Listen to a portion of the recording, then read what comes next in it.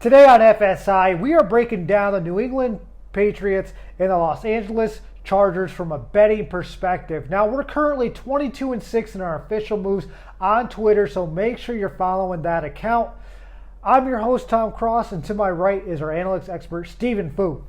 Thanks for tuning in this week. The Patriots are on the road against the Chargers. The books actually have this matchup listed at even, which means there's no underdog or favorites. However, you still have to pay the 10% tax, so it will be minus 110 on either side.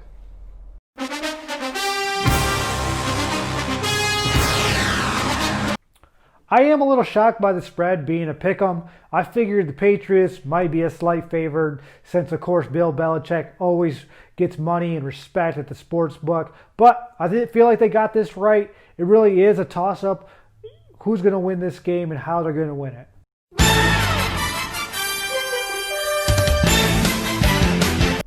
These two teams had opposite results last week. The Patriots had a narrow 3-point wins against the Cardinals, but the Chargers lost by 10 points to the Buffalo Bills. I think the line in this matchup is fair because the offensive output for the Patriots is very low.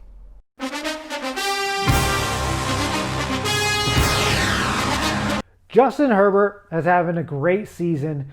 You know, he really is putting up some great numbers, and he's a pure thrower of the ball, which is very rare. Nowadays, you have some players that can read defenses, some players with a lot of natural talent like Patrick Mahomes.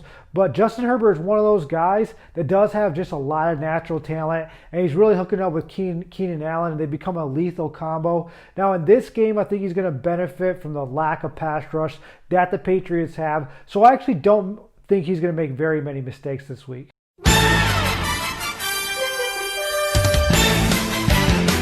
Cam Newton hasn't had a respectable season since his MVP year in 2015. But it's 2020 now, and Newton just posted one of the worst stat lines in NFL history. Just 84 passing yards in 18 pass attempts. I just don't understand how he threw 2 interceptions with such low amount of passes. This is also the second game this season in which he threw for less than 100 passing yards.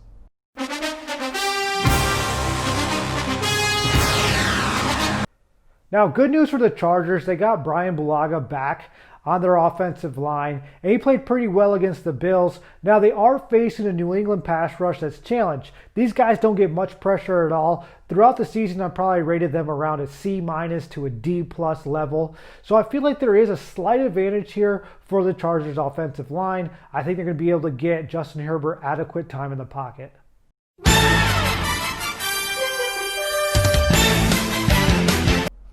The Patriots' offensive line has always been a strength of this New England team. They've given up 21 sacks this season at a sack rate of 6.6%. They're still performing above average, but it's still several percentages lower than before. They're up against a great pass rusher in Joey Bosa, who has a team-high 7 sacks for the Chargers. However, as the defensive unit, the Chargers is one of the worst at applying pressure this year. The Patriots will have the advantage in this area.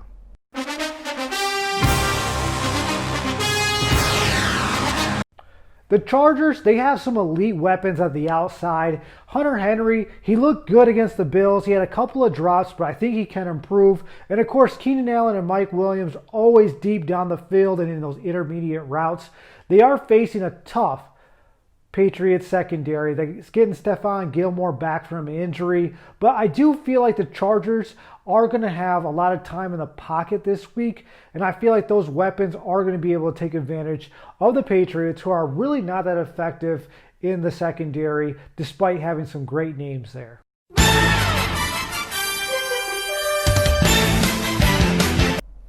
Passing is clearly not the focus of that New England offense, so you're not going to see eye-popping numbers with any of the receivers. The 3-time Super Bowl champion, Julian Edelman, is still not with the Patriots, so that'll be a big deficit for that offense. The Chargers, they do have a top 10 pass defense, so the advantage here goes to LA.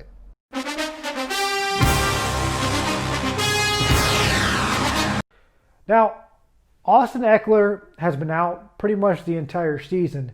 So the Chargers' run game is really unknown. He's back. This is his second game. I feel like he's going to actually have a really good game because the Patriots' defensive line cannot stop the run. They're not very talented and are not effective. So I feel like the Chargers might have a slight advantage here. Having Eckler back in his second game after obviously coming back against the Bills, I feel like the Chargers are going to be able to run the ball in this game.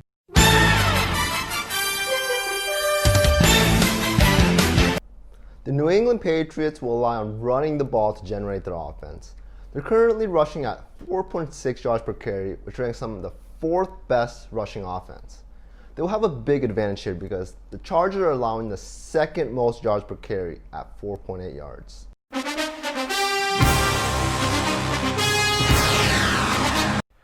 I like the Chargers in this matchup. I feel like both teams are going to be able to score, but I feel like the Chargers are going to be able to put more pressure on the Patriots because they can really pass the ball, and the Patriots secondary does give up a lot of yards. Also, they got Eckler coming out of the backfield that would make things easier for Justin Herbert, so I do like the Chargers in this matchup. I feel like Cam Newton is going to be getting into passing situations a lot in this game, and he's just not a good passer. He had 2 interceptions against the Cardinals, so I expect him to at least throw one here on Sunday.